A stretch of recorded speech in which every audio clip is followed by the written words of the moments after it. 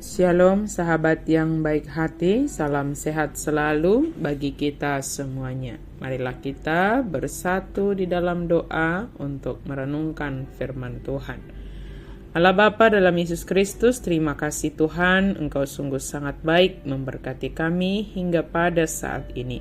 Kami hendak merenungkan firman Tuhan, berkenanlah Engkau Tuhan menolong kami, memimpin kami, memberikan kebijaksanaan kepada kami, dalam merenungkan firman Tuhan. Amin. Firman Tuhan bagi kita pada hari ini tertulis dalam Markus 13 ayat 24 sampai 37. Mari kita baca secara lengkap di tempat kita masing-masing. Saya baca hanya ayat 35. Karena itu berjaga-jagalah, sebab kamu tidak tahu bila manakah tuan rumah itu pulang. Menjelang malam, atau tengah malam, atau larut malam, atau pagi-pagi buta.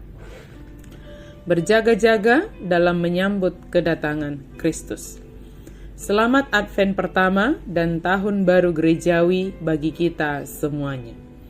Ketika kita mendengarkan berita dari Bonapasogit seperti bencana longsor yang terjadi di Bakara yang menelan korban jiwa, atau bencana banjir yang menimpa beberapa atau di daerah Toba, tentu beberapa dari kita memberi pandangan dan komentar bagaimana alam tidak begitu bersahabat, atau manusia yang serakah dan tidak melestarikan alam yang dianugerahkan oleh Tuhan. Apapun itu, satu hal yang pasti adalah bahwa segala yang ada di dunia ini akan lenyap, akan berlalu. Hanya ada satu yang akan tetap dan tidak berubah, yaitu firman Tuhan. Kematian sesuatu yang tidak dapat kita hindari. Kematian adalah sesuatu yang sangat dekat dengan kita. Namun bukan berarti kita tidak dapat melakukan apa-apa. Justru karena begitu dekatnya kepada kita, maka selama masih hidup, selama masih ada kesempatan, selama masih ada waktu, kita harus melakukan sesuatu dengan yang terbaik. Melakukan sesuatu yang merupakan tanggung jawab kita di dunia ini. Sebab selama kita masih hidup, kita berada di dalam dunia yang fana ini, ada sesuatu yang harus kita lakukan.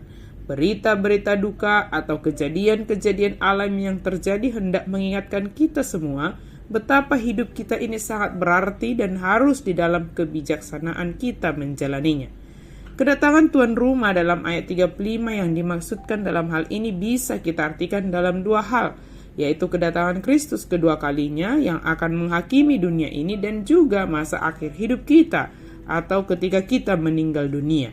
Kedua hal inilah yang kita tidak tahu kapan akan terjadi bagi kita masing-masing, tetapi yang pasti kita akan mengalami hal ini. Jika hal ini adalah pasti, maka apakah yang dapat kita lakukan untuk itu? Apakah baik kita hanya berdiam diri saja tanpa melakukan apa-apa, sebab toh kita akan meninggal dan kedatangan Kristus sudah dekat? Hal ini tidak baik. Dalam melakukan segala hal, mempergunakan setiap kesempatan yang Tuhan berikan, cara kita berjaga-jaga adalah anggaplah bahwa hari ini adalah hari terakhir kita di dunia ini. Sebab memang yang kita miliki adalah hanya hari ini. Waktu kemarin sudah lewat, dan waktu yang akan datang kita tidak tahu apa yang akan terjadi. Oleh karena yang kita miliki dan yang Tuhan anugerahkan bagi kita adalah hari ini, maka berjaga-jagalah hari ini. Berdoalah supaya kita tidak jatuh ke dalam pencobaan. Berdoalah supaya Tuhan tetap menuntun kita dalam menjalani hari ini, sehingga kita tetap menjalaninya dalam kebijaksanaan yang daripada Tuhan. Kedatangan tuan rumah yaitu Yesus Kristus. Sebab tuan rumah itu adalah penguasa atas seisi rumahnya. Dia leluasa terhadap miliknya.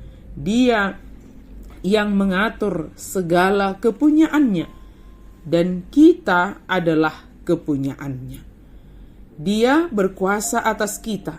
Dia adalah pemilik kita.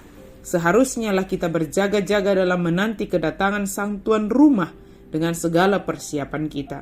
Sehingga ketika tuan rumah itu tiba, ketika saat kedatangannya itu telah tiba, yang kita tidak tahu kapan saatnya, yang pasti dia akan datang. Yang pasti kita akan diubahkan oleh sang pemilik kita. Dia mendapati kita sedang dalam posisi siap sedia, bersiap. Sebagaimana halnya 5 gadis yang bijaksana yang memiliki persiapan yang maksimal sehingga mereka ikut dalam perjamuan itu. Berjaga-jagalah dan setialah sampai mati terhadap iman kita kepada Yesus Kristus, maka kita akan mendapatkan mahkota kemuliaan. Amin. Mari kita berdoa. Terima kasih Tuhan untuk firman-Mu. Mampukan kami untuk berjaga-jaga di dalam sepanjang waktu yang Engkau anugerahkan bagi kami. Sehingga ketika saatnya tiba, kami tetap dalam posisi berjaga-jaga. Kami tetap dalam posisi bersiap pada saat kedatangan-Mu kedua kalinya ya Tuhan. Dan saat itu adalah hari yang membahagiakan. Terima kasih ya Tuhan. Dalam nama Yesus kami berdoa dan bersyukur. Amin.